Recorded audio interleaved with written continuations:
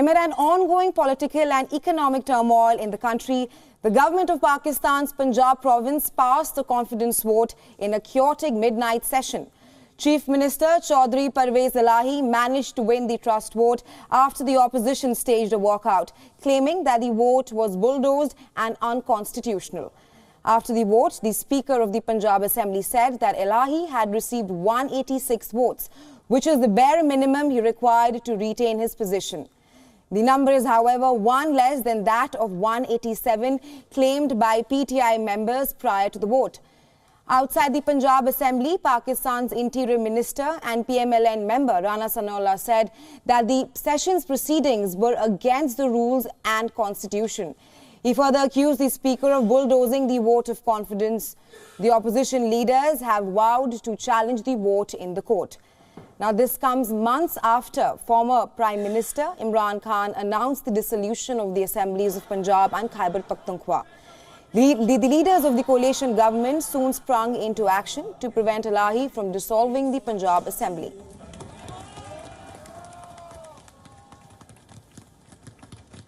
In a double-edged move on December 20th, the Punjab governor had asked the Chief Minister to obtain a vote of confidence from the Punjab Assembly, while the opposition lawmakers submitted a separate no-trust resolution against him in a bid to bar him from dissolving the Assembly. However, Punjab Assembly Speaker had termed the governor's orders as illegal and against the provisions of the Constitution.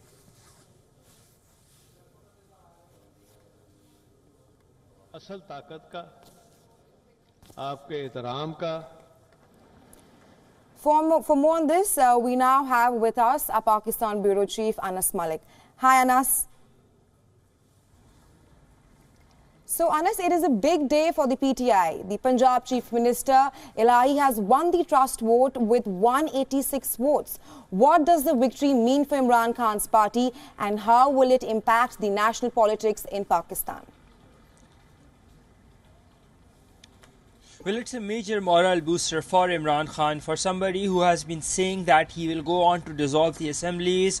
He has 64% of the total electoral seats in Pakistan, which includes the Senate, provincial assemblies and the National Assembly. So he says that he will be dissolving both of his assemblies, that is the KP Assembly, in which PTI is in power, the province of Khyber Pakhtunkhwa, and the province of Punjab, the biggest province of Pakistan. And if that dissolves, essentially, then if you're not going for a constitutional crisis, it's certainly a moral crisis, because the resources that would be put in, the money that would be put in for the by-elections, it would be as good as calling for a new election. So yes, there would be a crisis at hand, and at the national political stage, this gives the dynamics change quite interestingly, because now the ball goes directly into Imran Khan's court as to what he wants to do, whether he wants to proceed with the dissolution of the assembly. Because remember, his demand for calling an early election has not been paid a heed to by the incumbent government or the coalition government. So therefore, the optics now become very, very interesting. Rahisha? Yeah, right, Anas. Now, during the session, some of the opposition leaders also staged a walkout.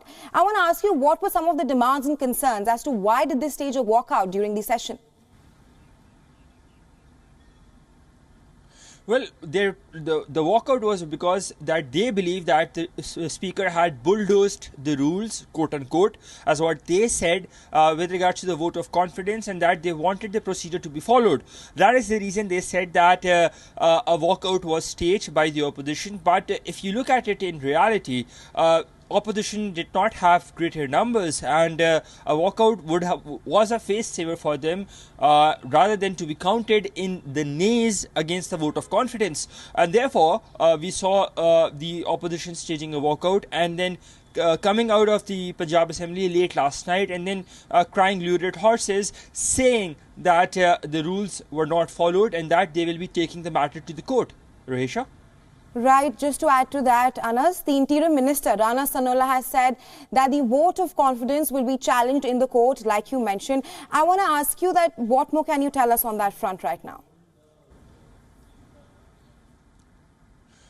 It's just. I would say it's a mere threat for now, because under the rules, the ruling of the speaker cannot be challenged in the court.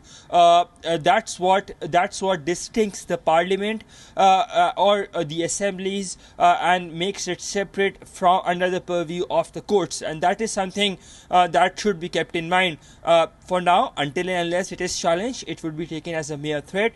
But this was a prerequisite to get the vote of confidence. They've gotten that. The speaker has given the ruling. Now the next process, in fact, it could have been done, or it will be done by today, sometime today, in an hour, or before the first half, that the speaker will be writing 2 letters. First will be to the governor of the Punjab province, that is number 1, and number 2 is to the court, acknowledging that the vote of confidence was held and giving his ruling, or writing his ruling to both before the court and before the governor of the Punjab, because remember, it was the governor of Punjab province, Baligh Rahman, who had initially called for a vote of confidence as well. And once his letter is dispatched and received, then that ruling comes into effect, practically comes into effect, and after that there wouldn't be much the opposition can do. Even if they want to challenge it, it's an act of the speaker, it's an act of the parliament or the legislative assembly as we call it, and therefore the challenging would not hold much ground before any court of law. Rehisha. Thank you, Anas, for joining us from WION at this hour and sharing your insights on this. Thanks very much.